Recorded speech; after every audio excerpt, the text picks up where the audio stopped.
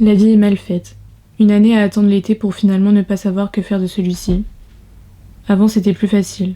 3 semaines de vacances avec mes parents, et le reste du temps en colonie de vacances. Mais maintenant que ma mère s'est barrée avec un kinésithérapeute, et que j'ai passé l'âge des jeux de piste, balles aux prisonniers, et des olympiades avec des inconnus, il ne reste plus que mon père, le silence, et moi. C'est le silence qui prend le plus de place.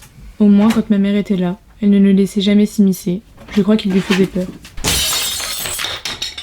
Mon père aussi a peur, mais lui c'est de devoir le combler qui le terrorise. Il a bien essayé parfois, mais il n'a jamais les bons mots. Ça va ? Oui. Tu vas faire quoi aujourd'hui ? Marie a appelé. Elle voulait savoir si t'allais à la soirée des secondes. Tu lui as dit quoi ? Elle passe te chercher à 20h.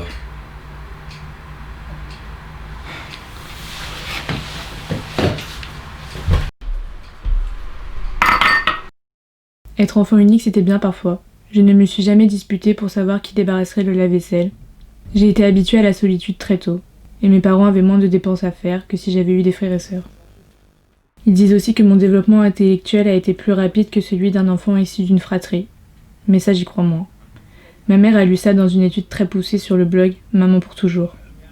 Ça la rassure et elle s'est convaincue que je ne suis pas juste bizarre, mais plutôt précoce. Certains enfants vous diraient que leurs parents avaient plus de temps à leur consacrer. Pas pour moi. Et ce n'était pas plus mal. J'aimais le bruit de la maison vide. Les mercredis après-midi à m'ennuyer. Et... Je vais en ville acheter 2-3 trucs pour bricoler, tu veux venir ? Tu vas comme ça ? Et toi tu vas comme ça à ta fête ? Finalement, j'y vais plus, je crois que je suis un peu malade. T'as des amis, Emma ? Enfin, à part Marie, et... je veux dire des vrais amis, pas juste des camarades de classe. Mais oui, comme tout le monde.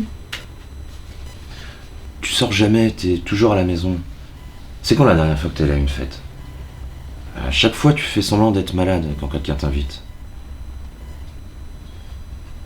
Et les garçons ? Je sais que c'est pas forcément à moi de t'en parler, mais tu parles à des garçons ? Tu sais, moi, à ton âge, ça commençait déjà à... T'as déjà embrassé un garçon ? Non, s'il te plaît, papa, arrête là, c'est vraiment gênant. Tu sais, ça me ferait plaisir que t'ailles à cette fête. L'année prochaine, c'est l'année du bac. C'est un peu tes dernières vacances. Ce serait bien que t'en profites. Ok. Ok ? C'est bon, j'irai à cette fête. Super. Bon, et tu veux mettre quoi ? Hein ? Je verrai. Ok, bon, t'es sûr que tu veux pas venir ? Et mon père qui rentrait tard le soir. Il s'asseyait à côté de moi, et à travers un regard, il comprenait que non, ma mère n'était pas encore rentrée. Alors on restait là. On parlait rarement. On mangeait parfois. Mais on restait toujours assis l'un à côté de l'autre. Jusqu'à ce que ma mère rentre et que le silence calme et rassurant soit englouti par les cris de mes parents.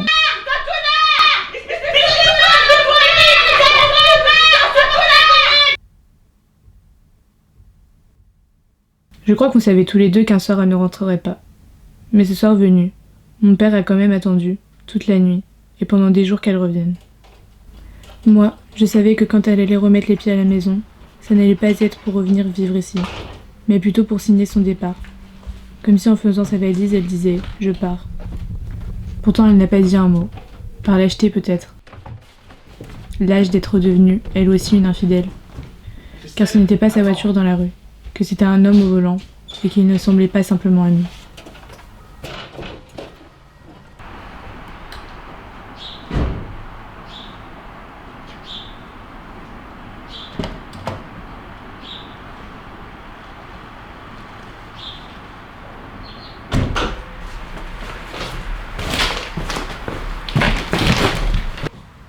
Regarde ce que je t'ai acheté pour ta fête.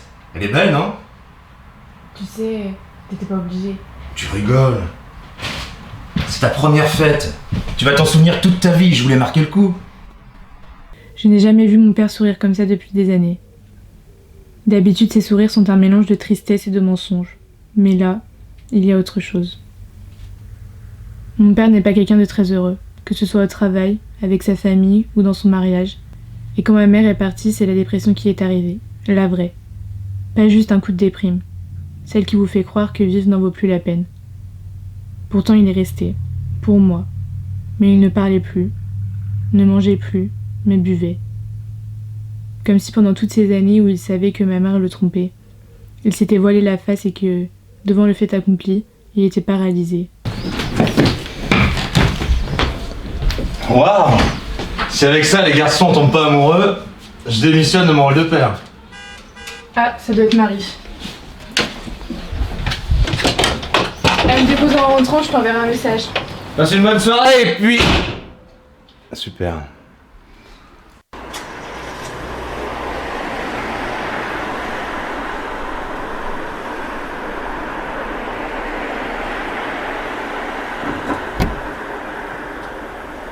Coucou. Salut.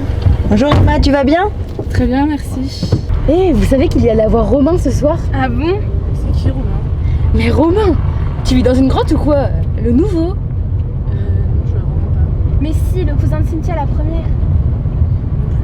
Je suis sûre que tu vois, il est nouveau et il vient d'arriver et il sera au lycée avec nous l'année prochaine.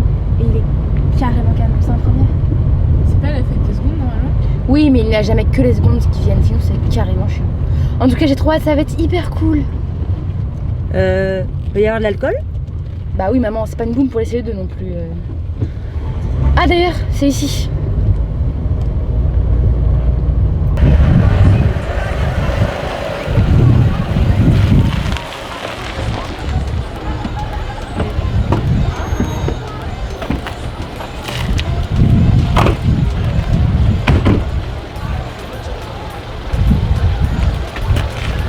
Marie, Oui, viens vous chercher à quelle heure? vers 3h? On avait dit minuit, Marie. 2h. Ok, super, 2h. À plus, bisous. Noche rompemos, al otro día volvemos. Tú sabes